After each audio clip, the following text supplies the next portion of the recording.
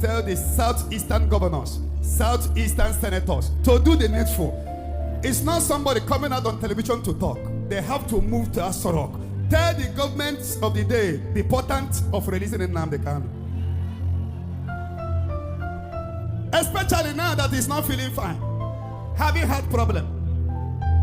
If we are praying for peace and then Nnamdi Kanu died, are we going to have peace in Nigeria? Because this is millions of Nigeria.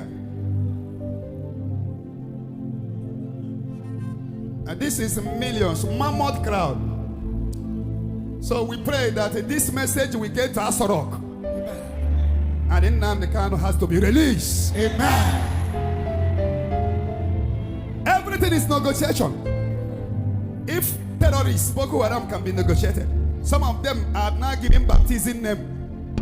Repented Boko Haram. So what stopped not to release Nnamdi Kanu? Is it because he's an Igbo man?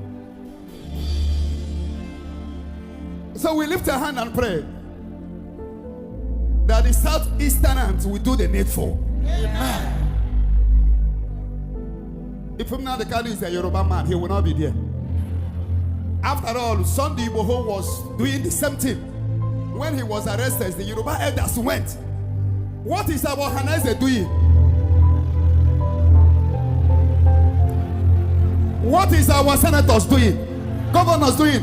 All of them will come together and tell the government of the day that this person is sick. He mustn't die in the prison.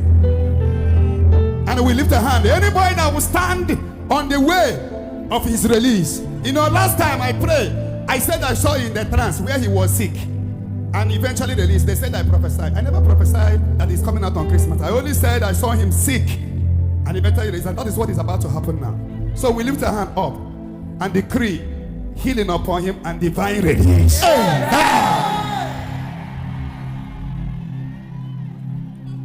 This insecurity problem will end permanently if it comes out.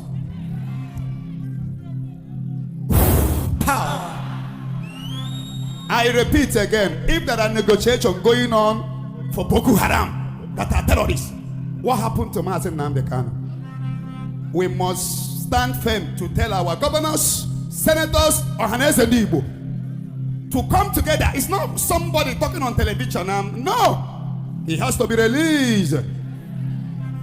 Why will somebody like him, Nnamdi Kanu, think of fighting for Biafra? He was born, I think, in 1967 when the war broke out. He started fighting for this Biafra of a thing because of marginalization.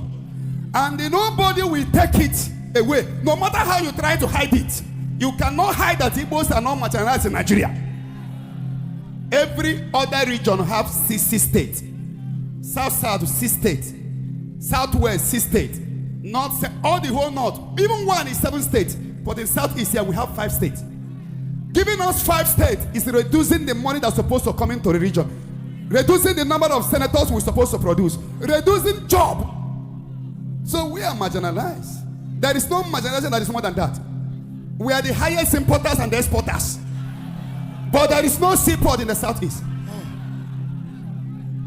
We are the highest traveling rates in Nigeria. But there is no good working international airport. So I think we are marginalized. We lift our hand up. And anybody from the South here fighting against, problem of Ndibo is that we are enemy of ourselves. Heaven will begin to remove them one after the other. Amen. Igbo people fight themselves. Look at Zion ministry that entered into Southeast. People that are here now are millions. All of them, America, UK. The whole money they came with, is it not in Imo say they are dropping it? Okada people will take their own. People selling dummy will take their own. Look at the massive structure going on here. Within 6 months, 60 building is already up. Within 6 months. What will now happen?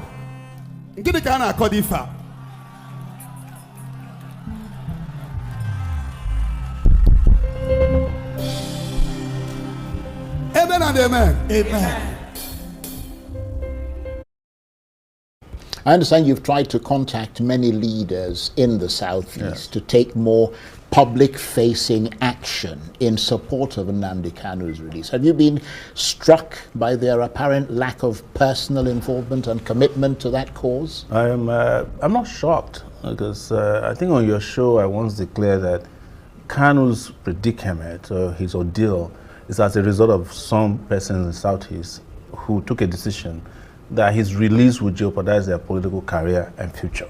That I know as far back as when Tinubu freshly became president, because I was part of some conversation to release him.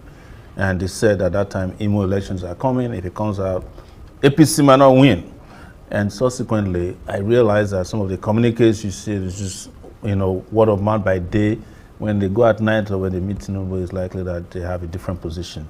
My people, you all can see that this Mazi Nnamdi Kanu's case is going out of hand, because I have never seen a case that all the integrity people of the country keeps fear aside and started doing anything they can to make sure the case is being solved.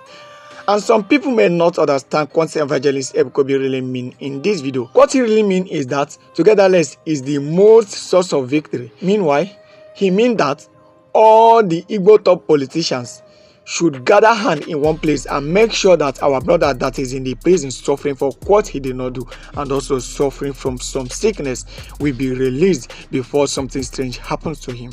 So if you are watching this video, we thank you for watching to this extent. So thank you so much. Please help us to like the video and also subscribe to our YouTube channel so that whenever we post new updates, you will be the first and second person to watch the video. Thank you, and God bless you so much.